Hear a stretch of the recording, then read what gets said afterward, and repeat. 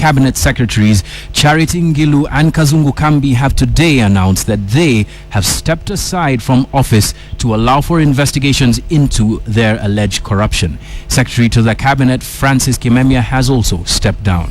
This is a far cry from others also said to be on a list of shame, some of whom have publicly announced that they have no intention whatsoever of doing any such thing. Sharon Momanyi brings us up to speed with the details.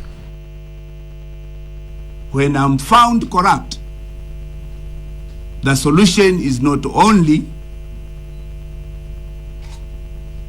to be sacked, but even to be killed.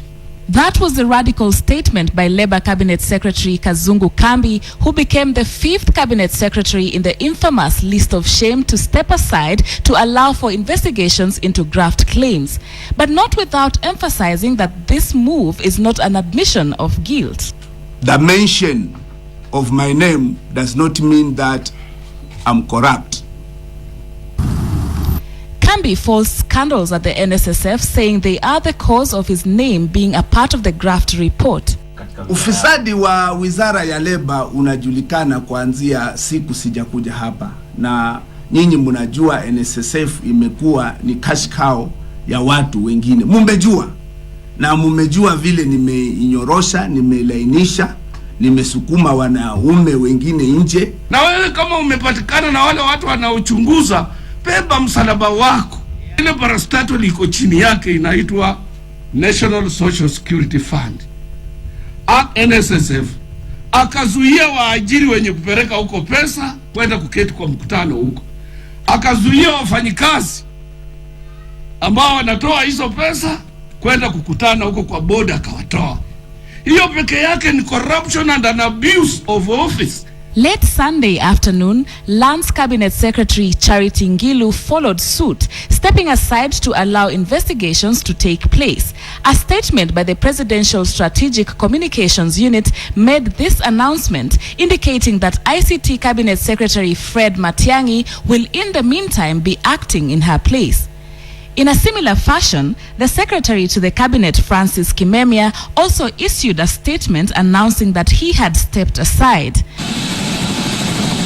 But elected officials are dancing differently to this tune, with the Council of Governors maintaining that they are not constitutionally bound to step aside as per the President's directive. Na wawache kutijatija watu kila mahali. Na wafuate haki. Sisi hatuna shida. Tunachunga pesa ambayo tumepewa. We support the fight against graft. What we are saying is that it must be done according to the law. Leaders of the County Assemblies Forum now want both the EACC report and the President's State of the Nation speech taken to county assemblies for debate.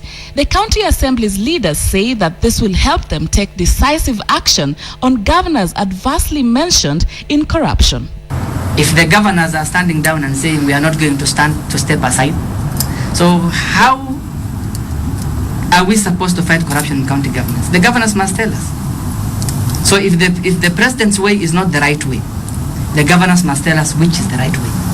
As the clock ticks on the 60 days given to the EACC to conduct investigations, officials implicated in the report react differently to the mandate to step aside to allow for these investigations to take place. The governors especially stating that the President does not have the mandate to ask this of them.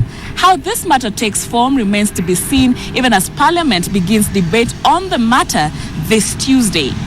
Sharon Momanyi, KTN, Nairobi.